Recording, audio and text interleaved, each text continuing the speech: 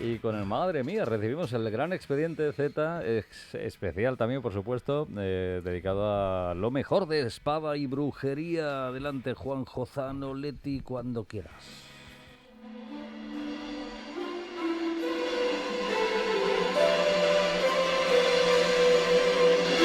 El expediente de hoy va de listados, de lo mejor de la espada y brujería, en los sectores del cómic, el cine y la novela. No hay que confundir el género con la fantasía épica, el medieval, el steampunk o la mitología, aun cuando haya cierto sinergismo entre todos ellos. Yo voy a dar mi propia definición, que es vulgar, lejos de los tecnicismos que se puedan encontrar en un ensayo literario. Yo llamo espada y brujería a aquellas historias donde aparecen magia y criaturas fantásticas y los personajes se mueven en una edad de hierro. Es decir, que no luchan con armas de fuego, sino con espadas, y tampoco se trasladan en vehículos con motor, sino caminando o a caballo. Por ejemplo, Harry Potter no es espada y brujería. Por el contrario, El Señor de las Bestias 2, La Puerta del Tiempo, sí lo es. Alguien dirá, pero en el último ejemplo aparecen pistolas y vehículos a motor. Pero no son afines al personaje, él, gracias a la magia, se traslada a nuestra dimensión, de modo que el personaje se mueve con espada en mano y a caballo, no cambia su espada con un arma de fuego. Y los vehículos y pistolas entran dentro del sinergismo que se ha comentado. También pasa en Yor, el cazador que vino del futuro, aun cuando se nos diga que el protagonista llegó del futuro o de otra civilización avanzada, la historia es de espada y brujería, solo se está dando cierto sinergismo. Aprovecho para comentar una división que vale para todos los géneros, alejada de tanta catalogación. Existen tres subgéneros dentro del género: la fantasía blanda o también ciencia ficción blanda, la media y la dura.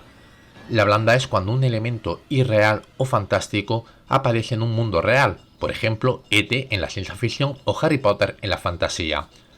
La media es cuando un elemento real aparece en un mundo fantástico, exploradores en la ciencia ficción o la historia interminable en la fantasía. Y la dura, cuando un elemento irreal aparece en un mundo fantástico, la Guerra de las Galaxias en la ciencia ficción o Conan el Bárbaro en la fantasía. Espada y brujería en su mayoría ocurrirá en la tercera opción. Cuando se hacen listados nunca llueve a gusto de todos. Yo he intentado priorizar las series de larga duración por encima de las novelas gráficas y las miniseries.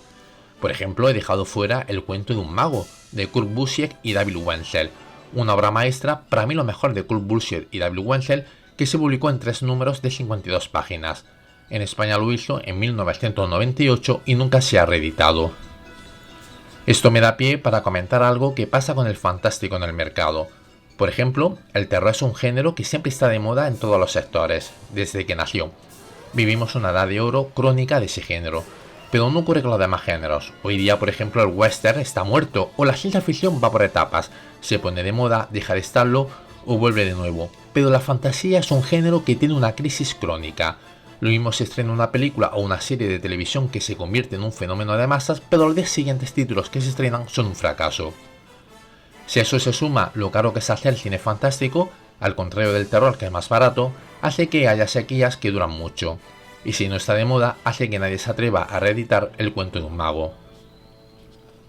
Voy con la lista de los 5 títulos imprescindibles del cómic que no puedes dejar de leer.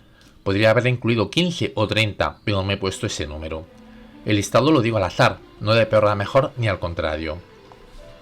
Es obvio que no puede dejarse de incluir a Conan.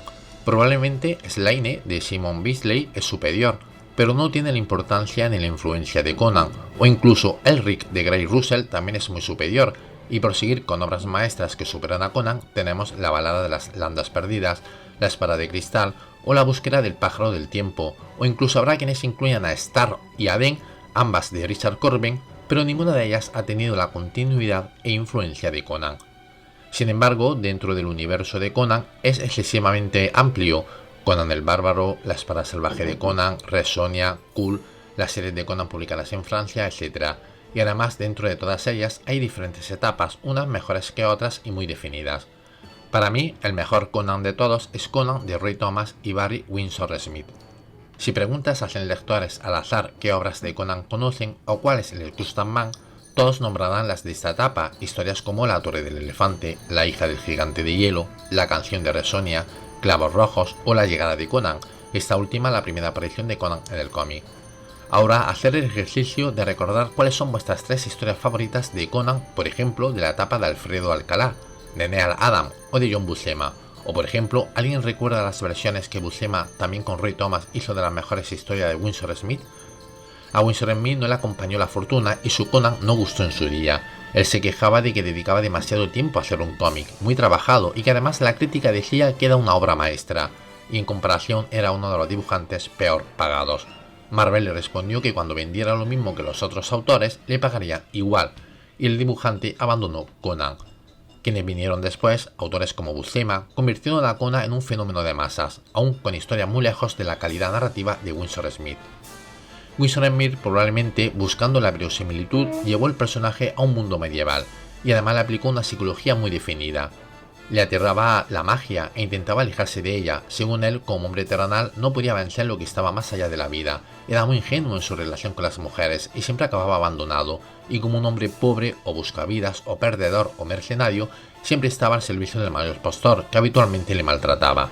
Sin embargo, Buscema presentó más un superhéroe que un hombre, tanto en su aspecto físico como psicológico, invencible, sin miedo a la magia, dominante con las mujeres y en un mundo más fantástico que medieval.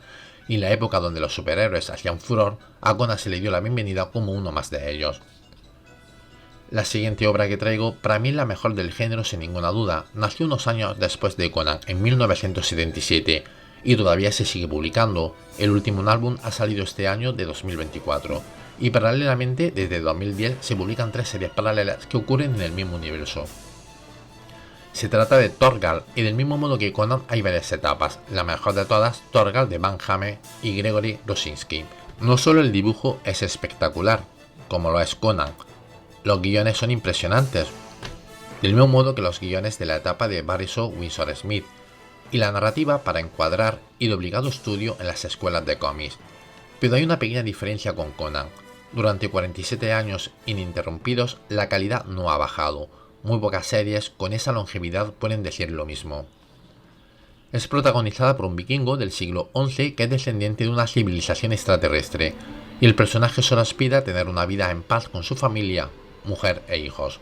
Pero los acontecimientos hacen que se tenga que separar de la familia. La serie se centra en la lucha del personaje por regresar con su familia. Una de las características es que el personaje envejece a la vez que se va sucediendo los álbumes.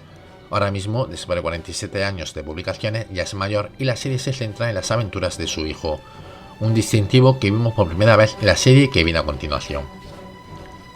La tercera serie del listado es casi considerada la Biblia del cómic, y aunque yo disfruto más con Thorgal, es esta la que es considerada por todos como el número 1 indiscutible, y que ocurre en el mismo periodo que Thorgal. También el protagonista es un vikingo, y aunque se mueva en un contexto histórico real, la magia, la brujería y las criaturas pululan por sus páginas. Es una obra de lectura obligada, si no, sería como decir que eres un fan de la Champions League pero que nunca has visto jugar al Real Madrid, o que John Lucas es tu director favorito pero nunca has visto La Guerra de las Galaxias. A estas alturas ya sabéis todo de qué serie estamos hablando, El Príncipe Valiente de Harold Foster.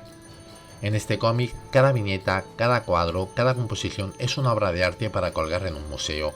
La acción ocurre durante el reinado del rey Arturo, probablemente el personaje más popular de la espada y brujería, por encima de Roldán, Sigfrido o Beowulf, los pioneros del género.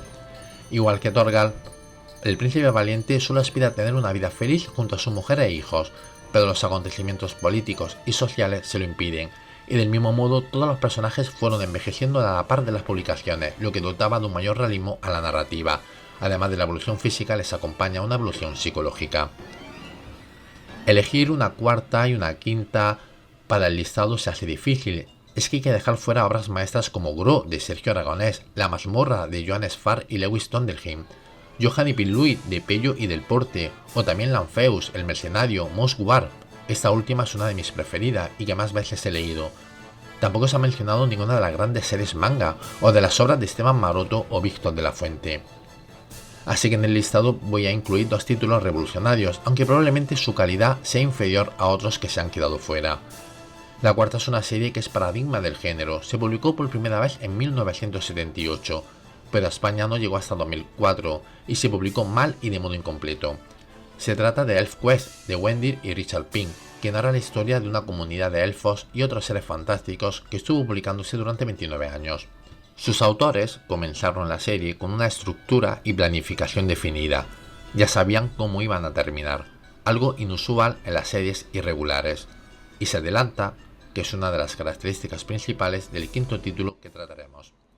IPS fue la editorial que comenzó a publicar ElfQuest, pero tras el primer número quebró y no hubo continuidad.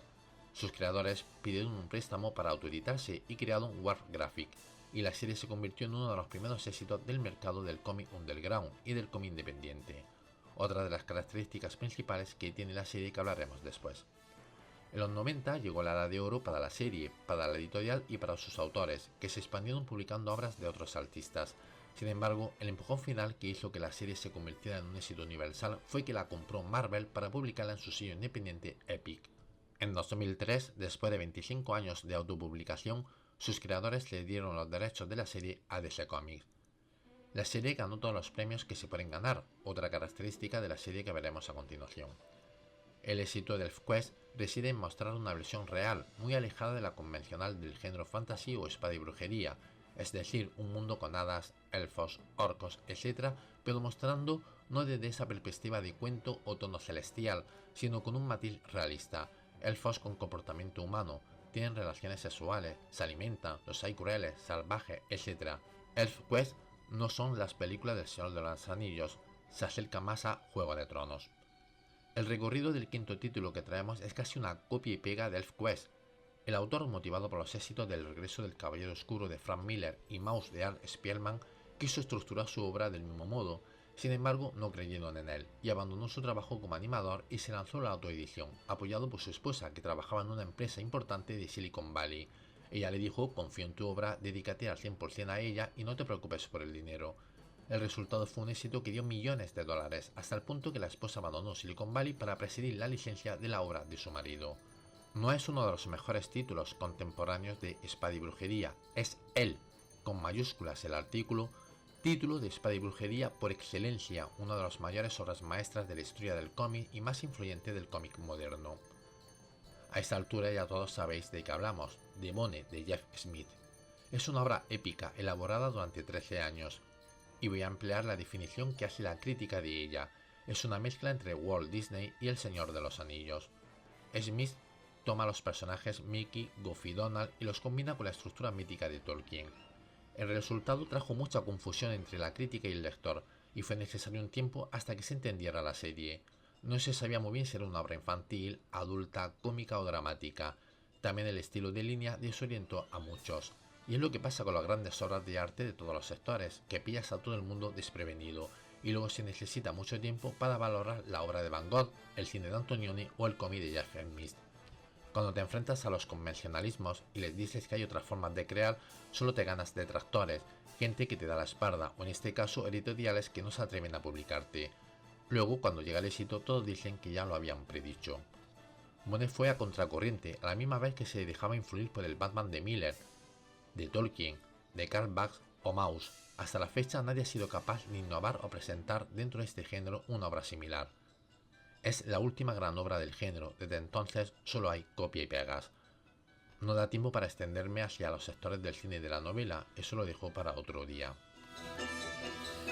Sí, señor, enorme, grandísimo. El expediente Z, Zanoletti, lo mejor de espada y brujería. ¿Algún folio en la sala? Expediente bárbaro. Expediente bárbaro, total. Ya lo creo, un aplauso para Zanoletti. Para Juan.